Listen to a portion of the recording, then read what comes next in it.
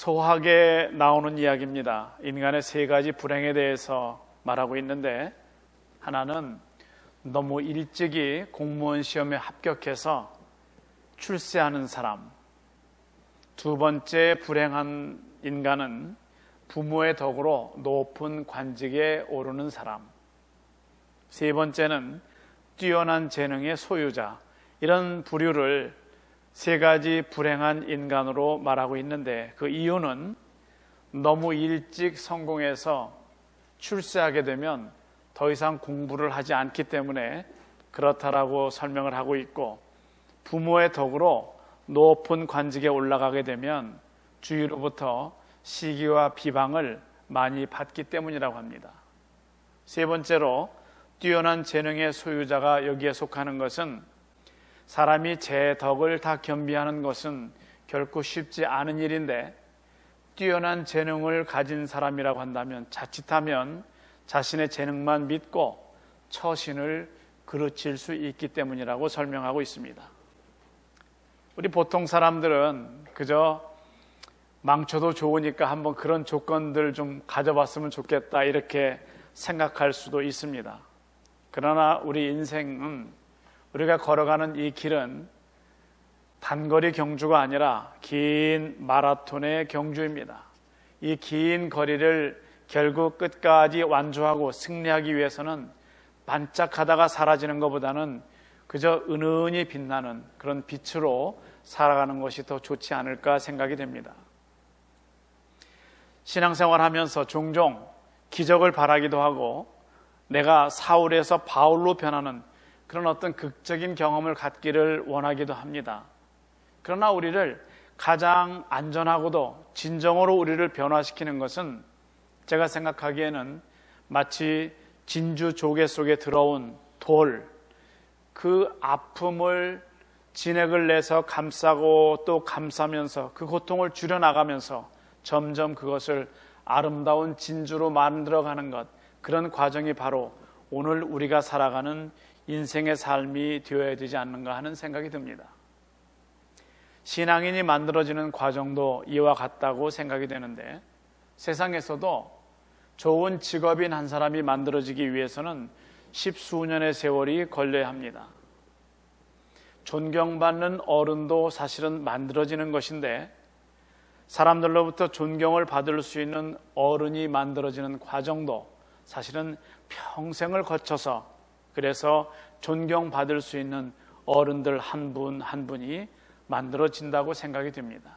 소위 성공한 사람들의 뒷얘기를 들어보면 정말 얼마나 많은 어려움들이 있었는지를 눈물 흘리면서 들을 수 있습니다. 여러분 중에서 이제 그러면 우리는 신앙인이기 때문에 성공한 신앙인이 되기를 여러분 원한다면 비결이 여기에 있습니다. 말씀을 들으시고 말씀을 들으면서 그 말씀에 귀를 기울여서 낮아지시기를 바랍니다. 5분이 아멘 하셨어요. 그리고 그 말씀에 순종할 준비를 하면 여러분은 성공한 신앙인이 될 수 있습니다. 이것이 비결이죠.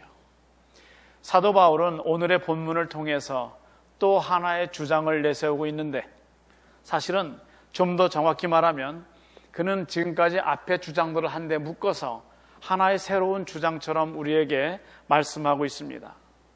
그 중에 하나가, 우리는 과거에 하나님과 원수되었었는데 이제는 하나님과 화목한 존재가 되었습니다 라고 하는 겁니다. 오늘 본문 10절 상반절에 증언이 있습니다. 곧 우리가 원수 되었을 때에 그 아들의 죽으심으로 말미암아 하나님으로 더불어 화목되었은즉, 이렇게 말씀합니다. 여기서 말씀하는 하나님과의 화목, 이것은 하나님 자신을 기뻐하는 겁니다. 그리고 하나님과 함께 즐거워하는 것을 말하죠. 그래서 우리가 하나님을 섬기는 신앙생활을 계속 하다 보면 마음속에 기쁨이 오고 즐거움이 오는데, 그 부분에 대해서 오늘 성경은 매우 우리에게 강조하고 있습니다. 신앙인으로 살아가다 보면 그 사람이 나와 직접 관계가 없고, 그 사람이 잘 되든 못 되든 별 상관이 없는 사람이었는데, 어느 순간부터 우리 교우 중에 한 사람인 어떤 사람, 나와 이해관계가 별로 없는 사람인데도 불구하고 그 사람의 문제가 어느 순간부터 내 기도 제목에 들어오는 때가 있습니다. 그런 때를 가리켜서 어떤 종교에서는 득도라고도 깨우침이라고도 말하겠지만 우리는 그 순간부터 우리가 크리스찬이 되어가는 거죠. 그래서 그렇게 하게 되면 우리가 크리스찬이 되어서 같은 크리스찬으로 섬길 때에 그 사람의 어려움도 기쁨도 내 것으로 함께 나눌 수 있게 되는 겁니다. 브루클린 뉴욕에서 태어나서 미국에서 저널리스트로 사회사업가로 활동했던 도로시 데이, 그는 재산들이 어떻게 공유될 수 있을까 이 부분을 많은 연구를 했습니다. 도로시는 가난하고 집이 없는 사람들의 문제를 자기 자신의 문제로 알고 해결하려고 평생을 노력했습니다. 그리고 그가 이런 말을 했습니다. 내가 가장 덜 사랑하는 사람에게 주는 사랑, 나는 그만큼만 하나님을 사랑하는 것이다, 이렇게 말합니다. 한 번만 더 설명을 하겠습니다. 내가 가장 덜 사랑하는 사람, 그에게 주는 그만큼만 나는 하나님을 사랑하는 것이다. 도로시 데이가 결론처럼 그렇게 말하고 있습니다. 크리스찬인 우리로서는 우리의 마음속에 주제를, 화두를 가져야 된다면 그것은 화목일 겁니다. 그래서 우리가 부모와도 화목하고 형제 자매와도 화목하고 우리 옆에 있는 앞뒤에 있는 우리 교우들과도 화목하게 우리는 지낼 수 있는 겁니다. 그런데 우리로 하여금 화목하지 못하게 만드는 몇 가지 요인들이 있습니다만은 그 많은 것 중에서 저는 새벽 기도에서 힌트를 얻었는데 요즘 우리가 새벽에 본문으로 삼고 있는 본문은 잠언입니다. 잠언이 새로 시작되었습니다. 이제 우리 재직으로 임명받은 분들은 내가 집사로, 장로로, 권사로 안수받을 때에 그 감격과 기쁨을 가지고 일주일에 하루 토요일만이라도 나와서 함께 기도할 수 있는 기도하는 교회가 될 수 있기를 바랍니다. 화요일부터 금요일까지는 특수반 학생들이 어차피 나오는 거니까 그거 너무 괴념치 마시고요. 토요일 하루는 직분자들이 함께 나와서 같이 기도하기를 바라는데, 지금 본문에서는 잠언을 말씀하고 있는데 잠언을 시작하면서 잠언의 4가지 주제에 대해서 설명하고 있는데, 첫 번째가 음료의 유혹입니다. 두 번째가 게으름, 세 번째가 말 실수, 네 번째가 부정직함, 이런 것들입니다. 대개 이런 4가지 중에서 한 가지라도 나에게 해당이 되면 이것들로 인해서 이웃들과 하나님과 화목하는 일이 어려워지게 된다고 하는 겁니다. 그런데 오늘 말씀에 따르면 하나님과의 화목은 내 자신의 노력이 아니라 예수 그리스도로 인해서 하나님과 화목하게 되었다는 말씀을 하고 있습니다. 여러분에게 있어서 예수 그리스도는 어떤 분입니까? 만일 어떤 분이 여러분에게 당신은 예수 그리스도를 뭐라고 설명하겠습니까? 라고 물으면 여러분은 어떻게 대답하겠습니까? 여러분 지금 정면에 보시는 예수께서 지신 저 십자가는 여러분들에게 어떤 의미가 있습니까? 설교를 준비하면서 인터넷에 십자가를 검색해 봤습니다. 십자가 이미지, 십자가를 살 수 있는 곳, 십자가를 이용한 사업체들이 많이 소개가 되고 있었습니다. 웹사이트 중에는 십자가 마을, 십자가 박물관 이런 것들도 올라왔습니다. 오늘날 수많은 사람들이 예수의 십자가를 통해서 밥을 먹고 삽니다. 목사도 이 부류에서, 이 표현에서 멀어지기 어렵습니다만은 저는 이 부분이 얼마나 두렵고 떨리는지 알 수 없습니다. 진정으로 예수 그리스도의 십자가가 여러분들에게 주는 그 의미는 무엇입니까? 여러분과 예수 그리스도의 십자가의 관계는 어떤 관계에 있느냐라고 하는 거죠. The practice of the presence of God. 하나님과 하나님의 임재를 연습하는 것. 하나님의 임재 연습, 이런 책을 쓴 브라더 로렌스 형제는 이렇게 말합니다. 기도 시간을 다른 사람들과 특별히 다르게 생각하는 것이야말로 중대한 과오이다 라고 말하는 거죠. 기도할 때 내 모습과 내 마음과 일상생활에서의 내 모든 삶이, 즉 신앙과 생활이 일치되는 그런 크리스찬이 될 때에 진정으로 우리는 하나님 안에서 화목을 이루어갈 수 있을 줄로 믿습니다. 화목한 사람은 교회에서의 모습과 가정에서의, 직장에서의 어떤 모습이 다 일치되는 그런 삶을 살아갈 수 있습니다. 그래서 오늘 말씀은 예수 그리스도로 인해서 즐거워하십시오, 이렇게 말씀하고 있습니다. 우리 인간은 본성적으로 하나님과 반대되는, 하나님을 감히 대적하는 그런 존재입니다. 로마서 8장 7절 말씀에 육신의 생각은 하나님과 원수가 되나니 이는 하나님의 법에 굴복치 아니할 뿐 아니라 할 수도 없음이라 말씀합니다. 그런데 우리가 즐거워할 수 있는 것은 하나님의 말씀을 통해서 우리에게 확신이 서기 때문에 그렇습니다. 유대한 랍비 힐렐의 말에는 유대 사상가인 사도 바울이 글을 쓰면서 자주 사용한 성경 해석의 원리가 있습니다. 그것을 칼 우쿠메르 이렇게 말하는데, 그것은 어떤 something light, something heavy, 이런 가볍고 무거운 것에 관한 그런 개념을 들어서 칼 우쿠메르 이렇게 설명하는 그것이 사도 바울의 추론 형식이라고 말하고 있습니다. 이것은 뭔가 하면은, 예를 들어서 아주 작은 것이 참되다면 그것을 기초로 해서 더 큰 것은 더 참되지 않겠느냐라고 하는 그런 추론 형식입니다. 우리 한번 성경에서 그 예를 찾아보겠습니다. 우리 보겠습니다. 마태복음 7장 11절 찾아보시기 바랍니다. 마태복음 7장 11절입니다. 우리 한 목소리로 읽겠습니다. 너희가 악한 자라도 좋은 것으로 자식에게 줄 알거든 하물며 하늘에 계신 너희 아버지께서 구하는 자에게 좋은 것으로 주시지 않겠느냐. 이 말씀을 가지고 표를 만들어 봤습니다. 첫 번째 표를 좀 보여주시죠. 왼쪽에 있는 것이 가벼운 겁니다. 오른쪽이 무거운 것이죠. 가벼운 것은 뭐냐면 우리, 성경에서 말씀하는 악한 자, 그리고 우리가 행한 것은 이렇게 악한 우리지만은 자식에게 좋은 것을 주는 것을 이쪽에서 가벼운 것 왼쪽으로 처리해 봤습니다. 그리고 무거운 것은 뭔가 하면 하나님, 우리는 악하지만 선하신 하나님, 그 하나님께서 구하는 자에게 좋은 것으로 주시는 것, 이것은 무거운 거라고 하는 거죠.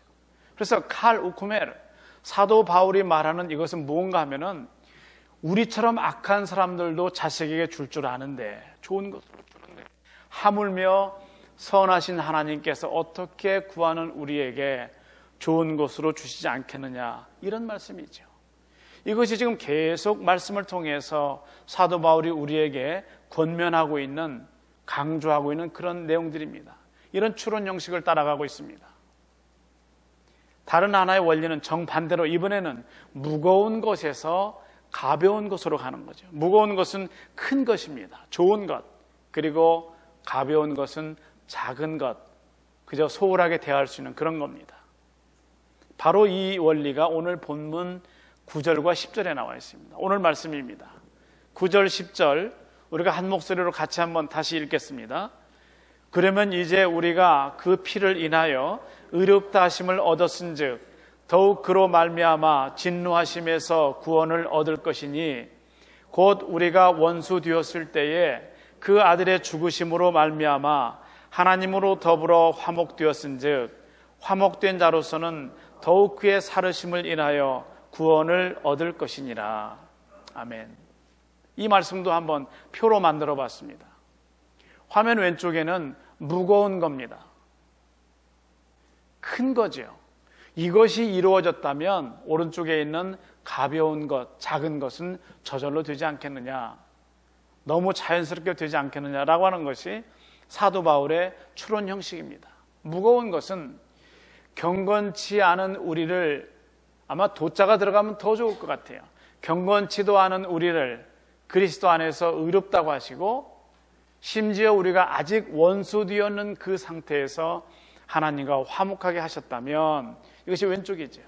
이렇게 큰 일을 하셨다면 작은 것, 우리가 살아가는 동안에, 그리고 마지막 심판 때에도 우리를 보살피시는 이 작은 것이야 왜 이루어지지 않겠느냐. 이것이 오늘 본문에서 사도 바울이 계속 추론해 나가고 있는 그런 방식입니다. 이 두 논증은 하나님이 그리스도의 죽음으로 말미암아서 이미 우리에게 이루신 일을 기초로 하고 있습니다. 그리고 이것들의 하나는 의롭다 하심이고 또 하나는 화목입니다.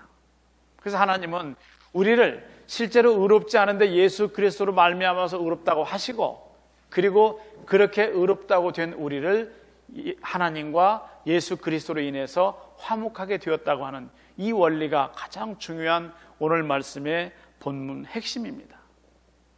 오늘의 말씀과 마찬가지로 인간의 본성을 최대한 진솔하게 분명하게 기술한 것이 에베소 2장인데 우리 한번 찾아보겠습니다. 에베소 2장 11절과 12절입니다. 신약성경 311페이지 혹은 2페이지에 있습니다.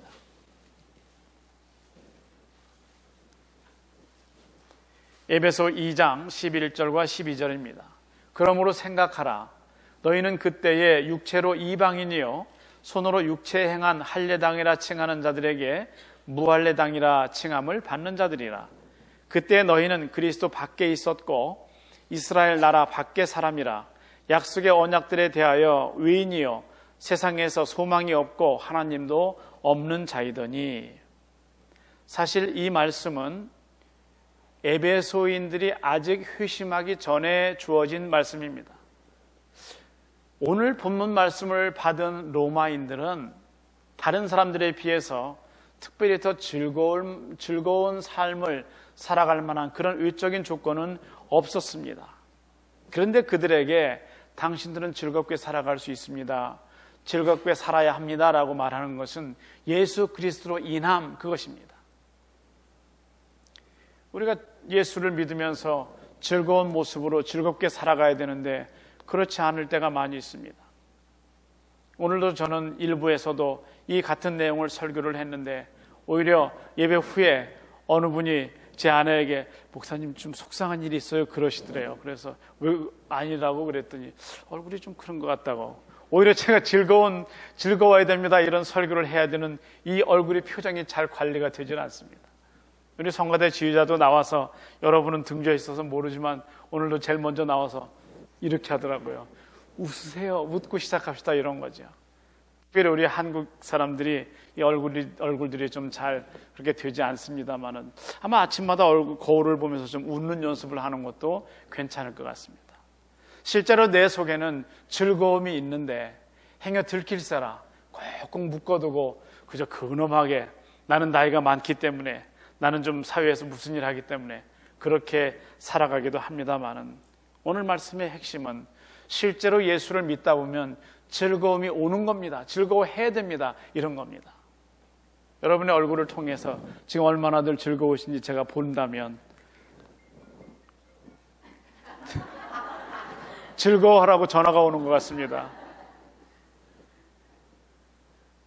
전화 받고 그분도 교회로 오라 그러세요.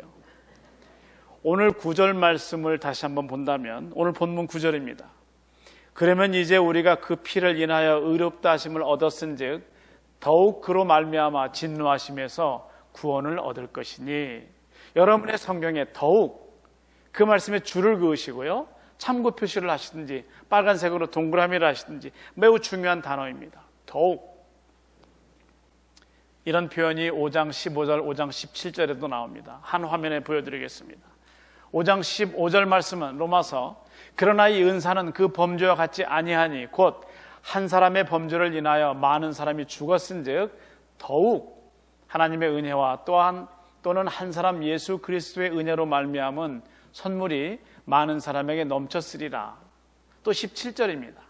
한 사람의 범죄를 인하여 사망이 그 한 사람으로 말미암아 왕노릇하였은즉 더욱 은혜와 의의 선물을 넘치게 받는 자들이 한 분 예수 그리스도로 말미암아 생명 안에서 왕노릇하리로다.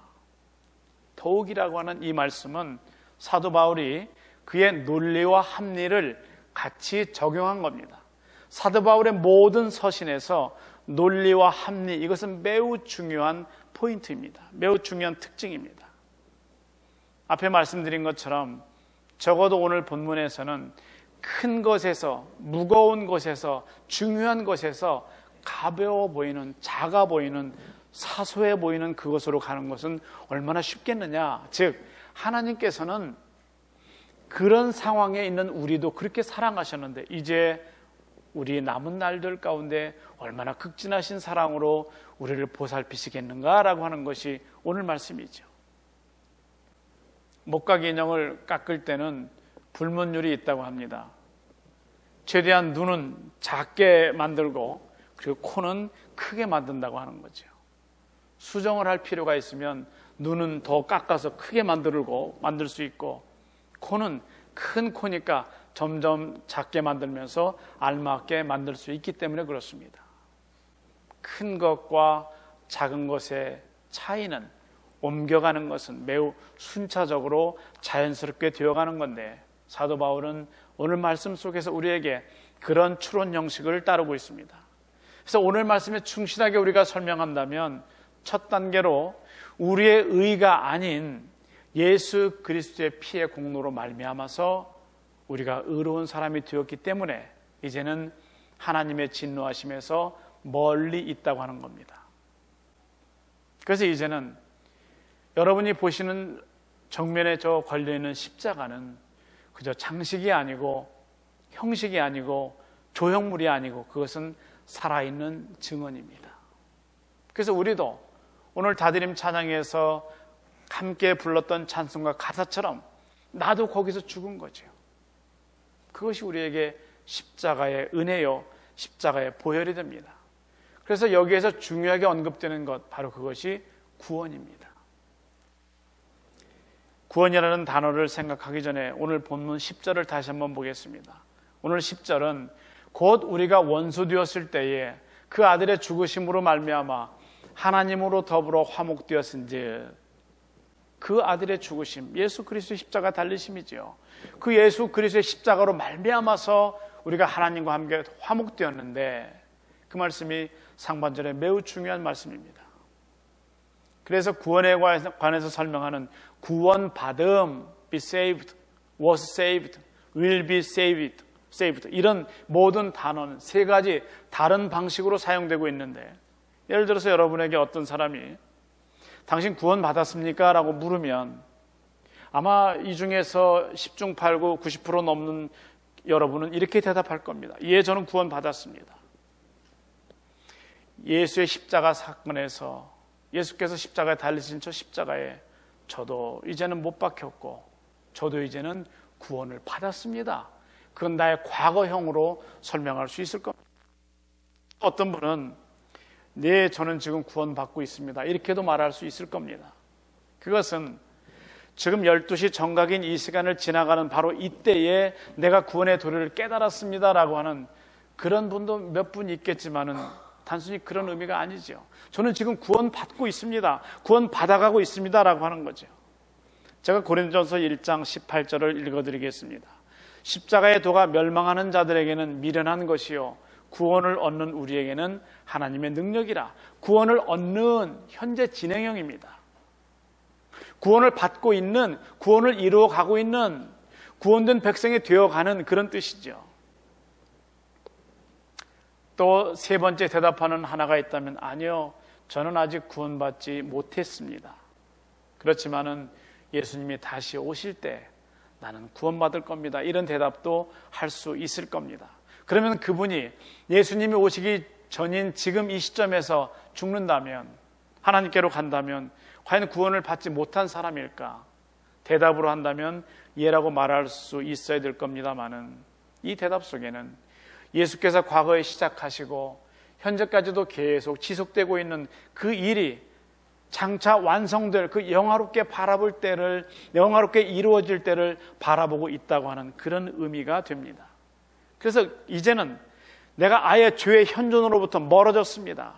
죄가 여기 있다면 나는 멀리 떨어져 있는, 죄와는 상관이 없는, 하나님의 진노로부터도 멀어져 있는 그런 백성이 되었습니다라고 하는 그런 의미입니다.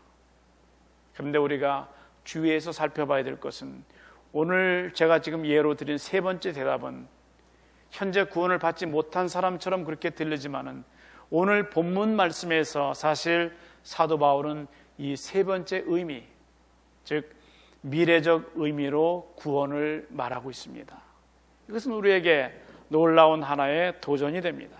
물론 사도 바울은 첫 번째, 제가 구원 받았습니다. 두 번째, 구원 받고 있습니다. 이 두 가지에 대해서도 그 시제를 부인하지 않습니다. 따라서 우리가 예수 그리스도로 인해서 구원을 받았다면 이미 우리는 예수 그리스도로 인해서 하나님과 연합했고 화목했고, 그리고 지금은 내가 그리스도 안에 있고, 그리고 이제는 완벽하게 그리스도 안에서 완성된 구원을 이룰 것이라고 하는 이런 고백을 우리는 할 수 있는 것입니다. 여러분 속으로 대답하셔도 됩니다. 제가 질문하겠습니다. 여러분 구원 받으셨습니까?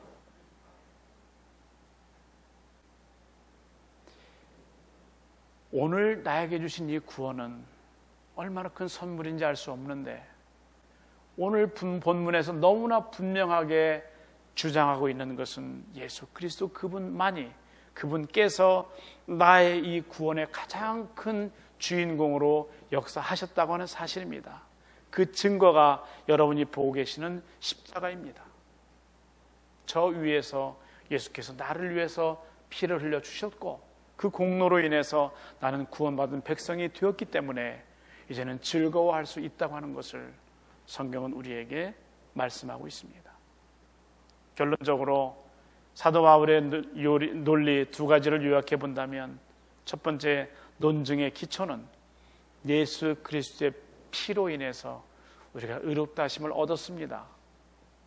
그리고 그가 말하는 두 번째는, 그러므로 우리는 하나님의 진노하심으로부터 벗어나서 멀리 떨어져서 우리는 구원을 얻습니다. 그리고 그가 한 가지 덧붙인다면, 이제는 즐거워하십시오라고 하는 겁니다. 오늘 말씀에 나와 있는 오늘 본문에 의롭다 하심을 받는 것, 그것은 법률적인 용어입니다. 마치 재판정에서 재판을 통해서 판사가 그에게 선언하는 것처럼, 이제 당신은 의롭게 되었습니다, 당신은 의인입니다 라고 말하는 것과 마찬가지입니다. 여러분이 이제 의롭게 된 것은 하나님의 법을 이루어가는 것이기 때문에 우리는 의롭게 되었고, 우리는 그 믿음으로 구원을 얻은 겁니다. 어떤 주석가는 오늘 본문을 읽고 이렇게도 말합니다. 참된 그리스도인의 한 가지 분명한 표시는 항상 즐거워한다는 것이다, 이렇게 말씀하고 있습니다. 여러분 삶이 즐겁습니까? 앞으로 살아가실 삶도 분명히 즐거울 것입니다. 하나님 안에서 이 즐거움이 계속해서 여러분의 삶을 이어줄 수 있기를 주의 이름으로 축원합니다. 기도하겠습니다. 하나님께서 주시는 은혜 가운데에 무엇보다도 감사한 것은 하나님과 원수되었었고 진노 가운데 있었는데 아직 의롭다 하심을 얻지 못한, 경건치 못한 우리였는데 악한 우리를 택하셔서 하나님의 백성 되게 하셨고 자녀 삼으셔서 이제는 하나님의 진노에서 멀어진 구원받은 백성 되게 하신 은혜를 감사를 드립니다. 우리가 앞으로 살아갈 하루하루의 날들 속에 이 즐거움이 우리를 지배하게 하시고 하나님 안에서 얻은 이 즐거움이 세상의 그 무엇으로도 빼앗기지 않게 하셔서 날마다 참으로 기뻐할 수 있는 저희들의 삶이 될 수 있도록 은혜 위에 은혜를 더하여 주옵소서. 예수님의 이름으로 기도드리옵나이다. 아멘.